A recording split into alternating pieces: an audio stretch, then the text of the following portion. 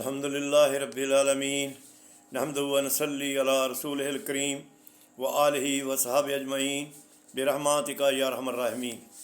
اما بعد، پیارے بھائیوں، آپ کے سامنے چھوٹی چھوٹی 2-3 احادیث بیان کروں گا۔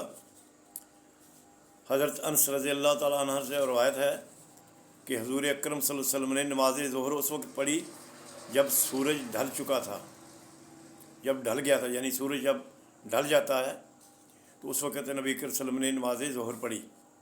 یہ جامعہ ترمذی کی حدیث ہے 156۔ دوسری حدیث ہے کہ امام کائنات سید المرسلین امام اعظم فرماتے ہیں کہ جب کوئی آدمی تم سے بات کرے اور بات کرتے وقت دائیں بائیں مڑ کر دیکھے تو سمجھ لو یہ بات تمہارے پاس اس کی امانت ہے۔ اس کا مطلب یہ ہے کہ جب کوئی بندہ آپ سے بات کرتا ہے اور جب ادھر ادھر دائیں بائیں مڑ کر دیکھتا ہے تو اس کا مطلب یہ ہوتا ہے کہ کوئی اس کی بات کو سن نہ لے۔ تو اس لیے یہ بات آپ کے پاس امانت ہے، آپ نے اس کی حفاظت، اس کی بات کی اس طرح کرنی جس طرح آپ کسی بھی چیز کی حفاظت کرتے ہیں، امانت والی چیز کی حفاظت کرتے ہیں۔ تو یہ حدیث مبارکہ ہے 4868 سنن ابو داؤد کی حدیث مبارکہ ہے۔ اور ایک حدیث اور بیان کروں گا جو ہے صحیح مسلم کی 2744 حدیث ہے۔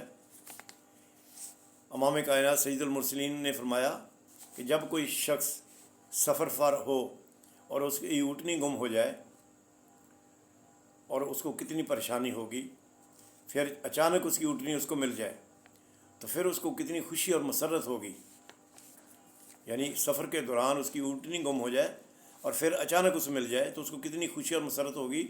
اس سے بھی زیادہ رب ذوالجلال والاکرام کو خوشی محسوس ہوتی ہے جب کوئی بھی گناہ گار اپنے رب سے توبہ کرتا ہے۔ تو توبہ کا دروازہ میرے رب نے ہر وقت کھلا رکھا ہے، اور توبہ کرنے والا بندہ اللہ کو بہت محبوب ہے۔ تو یہ تھی 2-3 حدیثیں۔ آپ سے گزارش ہے کہ آپ ان کو لازمی اپنے دوست احباب سے، عزیز و اقارب سے اور بچوں سے شیئر کیجیے۔ اسی لیے ہمیں اللہ کے پیارے محبوب کہتے ہیں کہ اللہ تعالیٰ نے ہمارا نام رکھا خیر الامہ، کیونکہ ہم دین کی اچھی باتیں ایک دوسرے کو بتلاتے ہیں اور برے کاموں سے روکتے ہیں، جو یہ کام اللہ رب ذوالجلال والاکرام نے اپنے پیغمبروں سے لیا تھا۔ ہمارے نبی تو آخر الزمان ہیں، آخری نبی ہیں، لیکن اس سے پہلے جو نبی آتے تھے وہ بستیوں میں، شہروں میں، مختلف جگہ پر انفرادی طور پر آتے تھے اور وہ یہی کام کرتے تھے جو ہماری امت کر رہی ہے۔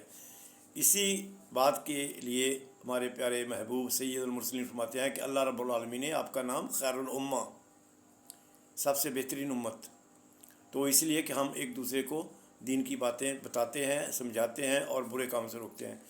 تو میرے بھائیوں، اس لیے آپ بھی اپنے بچوں کو، اپنے دوست احباب کو ایسی باتوں کو شیئر کیجیے۔ ہو سکے تو میرا چینل اپنا سبسکرائب کر لیجیے، اور لیکن اگر سبسکرائب نہ بھی کریں تو کم سے کم اس کو شیئر ضرور کیجیے دوسروں کے ساتھ۔ جزاک اللہ خیر۔ ملتے ہیں پھر نیکسٹ ویڈیو میں انشاءاللہ کچھ اور احادیث کے ساتھ۔